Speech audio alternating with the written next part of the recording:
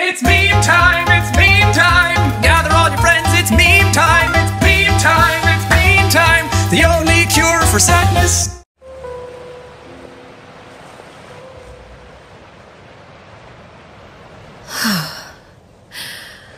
I believe we can end things here. It's not often that we get to enjoy the company of guests, after all. We wouldn't want things to get too out of hand. Brother, are you all right? Lenny! Given that I am the victor of this duel, as agreed, the punishment stands. No! I never thought things would end like this. However, everyone involved in the duel demonstrated a remarkable level of strength and determination. In light of this, I'm prepared to change the method of execution. Elwar, the bottled flames I gave you for safekeeping. Do you still have them? Yes? I wasn't sure what they were for, but I've kept them super safe. I didn't lose a single one.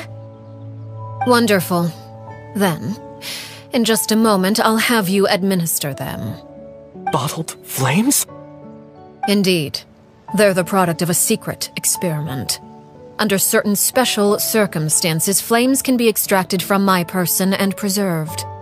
Once ingested, searing pain will spread across every inch of your body. No harm will come to you physically, but your memories will be burned away. If you can withstand the pain. When you awake, you'll have forgotten everything you know about the House of the Hearth, and will be expelled from the organization. In other words, administering this concoction will kill the version of you that grew up in the house, and give you a new identity.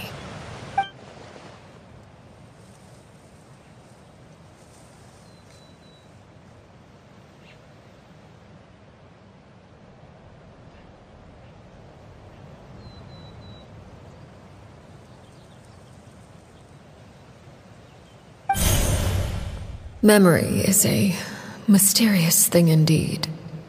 Losing a portion of your memories will alter your sense of self.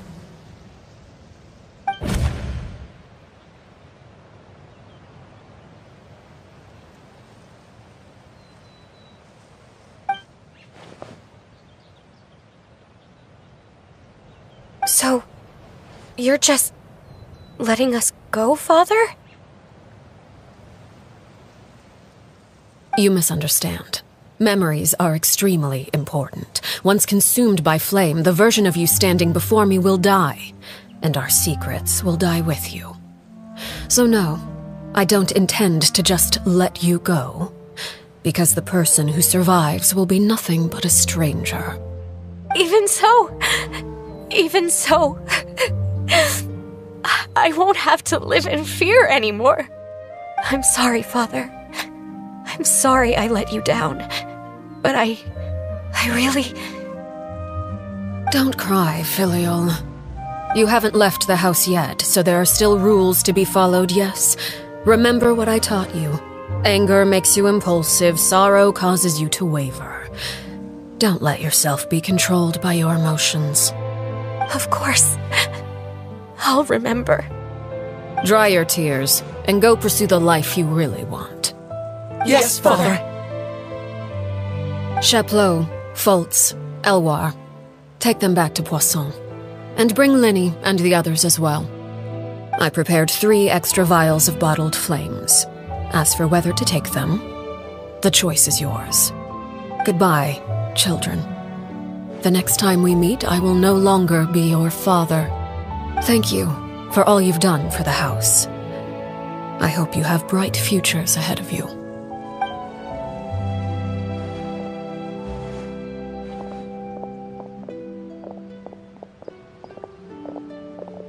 Father!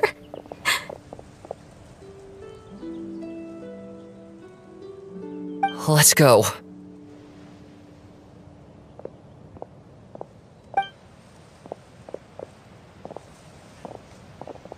Here, grab my arm, Lenny. I'll help you walk back. Thank you.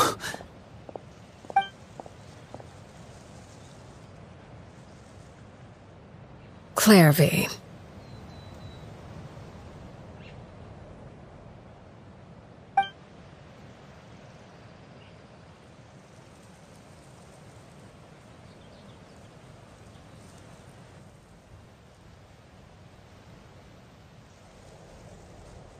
Can we talk now? I've been waiting for a super long time. You really are Perry, aren't you? I haven't seen you in so long. How come you're all grown up? Wait, did I somehow travel to the future on accident? Or am I dreaming? What a long dream. Neither. You died, Clairvy. That's what happened. You could have at least sugarcoated it a little. Look, she's done speechless. Oh. Okay then. Huh? That's it? You accepted it just like that? Yep. If that's what Perry says happened, then I believe her. Perry wouldn't lie to me. Plus, I don't really need to know why I'm like this. I'm more curious about what happens in the future. If you're a harbinger now, Perry, that means Mother is gone, isn't she? Can you tell me about it? I want to know what happened to her. And to me. You never stopped trying to defy fate. At first, no one believed you. You could only vent your frustrations to the moon. In fact, you often sought comfort in the night sky. You wanted to see the aurora, so one night we promised each other we would go to Snezhnaya to see it together. Later on, you tried to run away, but you were brought back each time. Mother spared your life, but it wasn't out of kindness. Instead, she decided to make an example of you by slowly torturing you over time. That way, the other children would know what happens to traitors. Still, you never gave up. Mother hoped that through ruthless duel after ruthless duel, she would be able to crown an ultimate victor among the children she raised. But you called on everyone to unite, to fight to a draw in order to reduce casualties. Your efforts may have only delayed the inevitable, but still. You gave them hope. You tried everything you could think of, but every attempt ended in failure.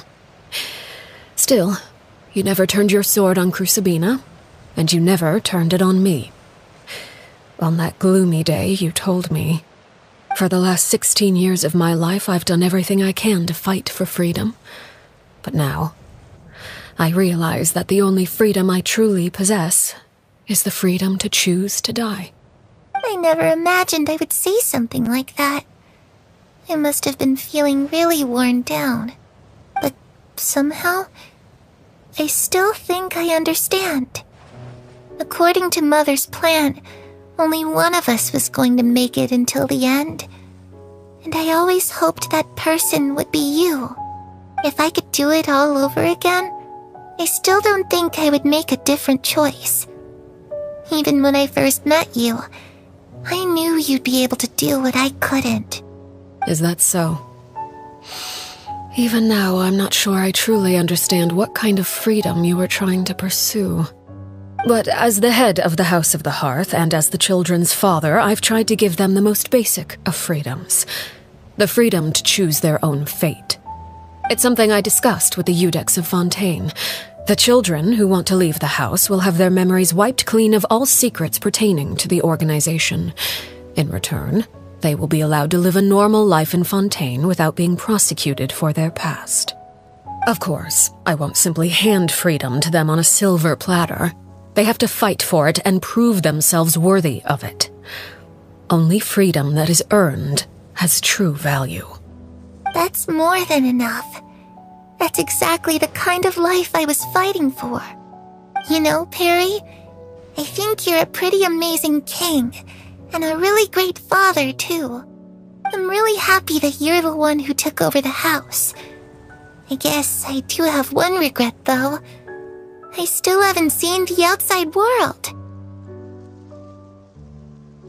Well, it just so happens that our dear guests over here have been to many nations and traveled to countless places. Perhaps they would be willing to tell you what the outside world is like. Really?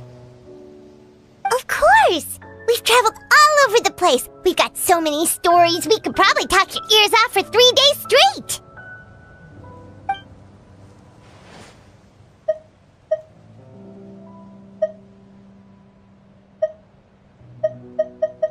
You know, I used to dream of being a bard. Playing the lute while singing into the winds of freedom. Even if there was no one there to listen, I would have continued to sing no matter what. Ah, that's where Mora comes from. I never knew that before. If I had some Mora, I would buy 3 new dresses. One for me, one for Perry, and one for Mother. It's just too bad Perry doesn't like wearing dresses. And Mother, well, she probably wouldn't accept something like that either. I guess I'd just have to keep them all for me then. I could wear a different one every day. Those yokai you mentioned, what do they look like? I once saw a drawing of this one guy with horns on his head and a super scary face. Are there any yokai like that? Oh, sounds like you're talking about an Oni. Yep, we've met one, and let Paimon tell you, they're not nearly as scary as they look. I was always too afraid to skip Mother's fighting lessons. But at the academia, I bet you could do all sorts of secret things in class. Things that have nothing to do with studying. I'm just kidding. Being able to study whatever you want without having to fear for your life actually sounds pretty great.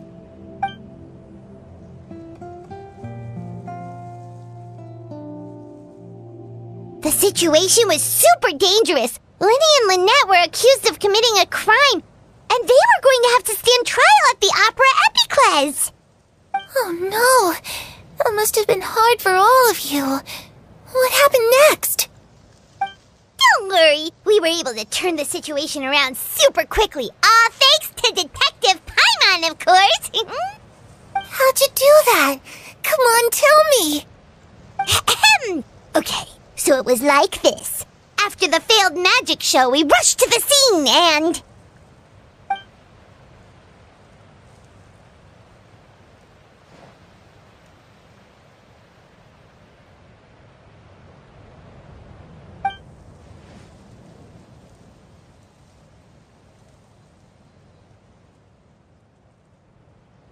Shadows don't have the capacity to learn or grow. Any new information they encounter is quickly forgotten over time.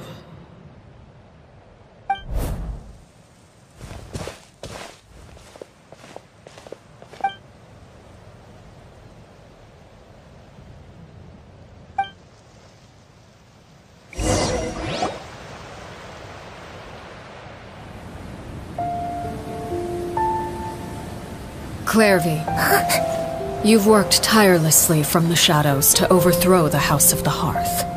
Now, by my authority as the Knave, I shall announce how this matter ends. You are hereby expelled from the House of the Hearth. You are no longer tied to this place, nor are you bound by its rules. You're saying that I can finally leave? I get to experience the outside world as well?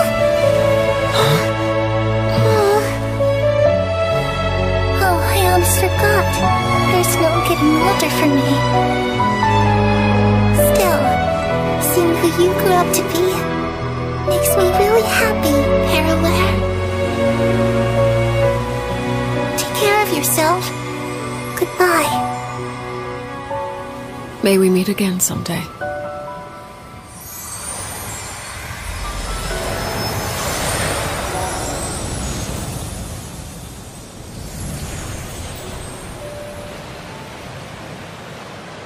Clairvy. She left so soon. Paimon didn't even get to sorry. I also have certain sentiments left unsaid. I wanted to tell her that the aurora I saw in Snezhnaya was just as beautiful as the ones in the pictures. But a shadow's memories reset at dawn. Had we delayed any longer, we wouldn't have had the time to say goodbye. Whatever regrets may linger, let them be lost to the coming of a new day. Father? It's Linny! Hey, Linny!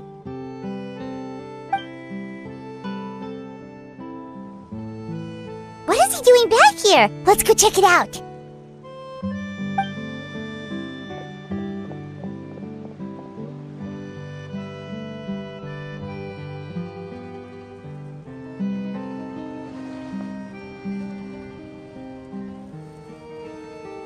Father, the bottled flames have been administered. Filio and the others have left the house. And you? What have you decided? Thank you for giving us that choice, Father. But we never wanted to leave the house. It's the only home we've ever known. Lynette and Fremine feel the same way. They're recuperating back at the Hotel Bouffe d'été. But I decided to come back and tell you where we stood. I'm sure you're well aware of the expectations I have for you. I want you to follow in my footsteps and become the next king of the house. Yet you seem to have different ideas. I must admit, I'm rather surprised by your decision to stay. There's nothing wrong with choosing to live a quiet life. Leading this organization is a heavy responsibility, one not so easily carried by someone forced onto the throne. I just never understood what you saw in me. What made you believe I was deserving of that throne? You're brave, talented, and, most importantly, you cherish your family. You would do anything to protect them, even if it costs you your life.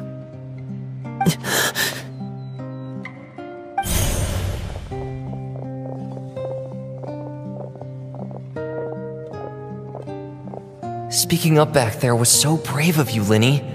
It's all thanks to you that we were able to convince Father to back down. You're a hero, Linny. Hero?